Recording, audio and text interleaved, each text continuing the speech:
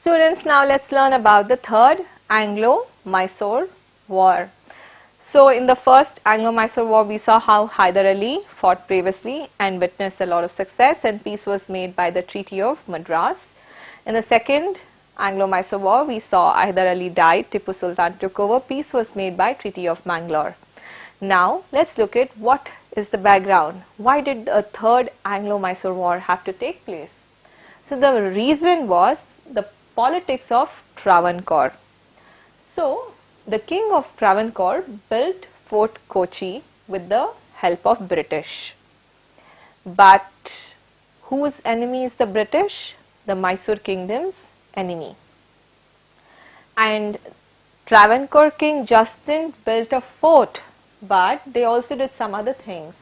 They captured Ayakota and Kanganur from the Dutch with the help of British. All of these breached or broke the rules of the Mangalore Treaty, because of which there was peace. The British also captured Karwar, Coimbatore and Dindigul. Now all of this enraged Tipu Sultan. Now let's look at what actually happens in the war. So the politics of Travancore was the main reason for this war. The king of Travancore built a fort in Kochi with the help of British and also captured Ayakota and Kanganur from the Dutch. All these were breach of the Treaty of Mangalore. The British also captured Karwar, Coimbatore and Dindigul under the leadership of Meadows. Tipu Sultan entered the region of Baramahal and captured Satya Mangalam. He later attempted to capture Tiruchinappalli, but then he failed. So Lord Cornwallis now took over from Meadows, and he gave the whole war a very different direction. He captured Kolar, Hoskote and rushed towards Bangalore. So under the leadership of Lord Cornwallis, what happened? They captured Kolar, Hoskote and now they are almost coming to Bangalore, so close to Tipu Sultan's kingdom. The army then actually captured Bangalore and destroyed the fort of Bangalore. After capturing Bangalore, Lord Cornwallis sought the help of Marathas and Nizam of Hyderabad to defeat Tipu Sultan.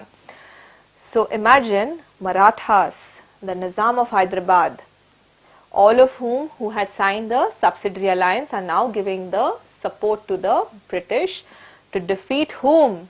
Tipu Sultan. The war took another conclusive turn because now the Marathas are there, the Hyderabad Nizam is there and everybody is supporting British. Marathas captured Savanur, Gajendragarh, Lakshmeshwara, Hubballi and other places.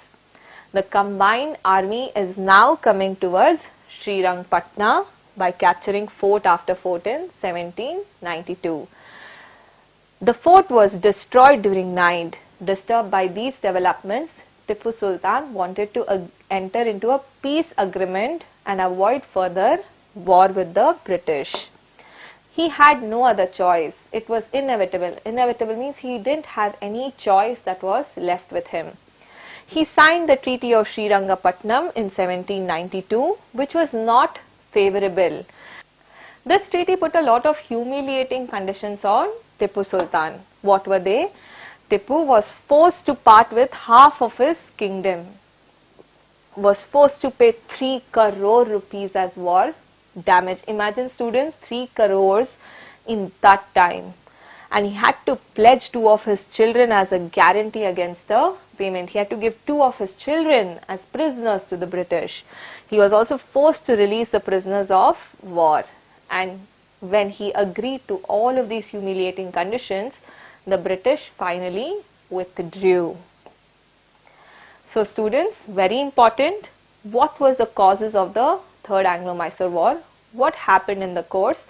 So especially Lord Cornwallis joining, and then the Marathas and the Nizam joining the British was very favorable for them. And then what were the terms of the Treaty of Srirangpatnam is very important. Now let's look at the Fourth Anglo-Mysore War. Tipu Sultan was defeated in the Third Anglo-Mysore War and he took it very personally. He paid all the dues, the 3 crore rupees fine he paid, and then he got his children released. He also gave away the 50% of the territory as he had agreed to the British. Later, after he gave whatever he was to give, he claimed his right over the Malabar region and on Mangalore. But the British refused to give him Mangalore and the region of Malabar. Lord Wellesley was then the Governor General of India. So a lot of argument, intense argument took place between Tipu Sultan and the British. He tried to form an alliance with the French so that he could unite with the French and go fight against the English. So this angered Lord Wellesley even more. They thought that an alliance between France and Tipu Sultan would threaten the British in India, and they put even more inhuman and impractical conditions on Tipu Sultan, and he refused. He said, "On what grounds are you putting these conditions on me?" On these grounds, the Fourth Anglo-Mysore War began. It started in the year 1799. The British destroyed the strong fort and Tipu Sultan died while fighting. With the death of Tipu Sultan, the British were happy as now whole India was under the rule of the British. Most of the territories that were under the rule of Tipu Sultan were shared among the British and British's tri-party allies, the Marathas and the Nizam of Hyderabad. A small territory was given over to the royal representative of Mysore Wadiyars, and this region came to be regarded as the Mysore princely state, where the king would rule, but he had his loyalty given to the British.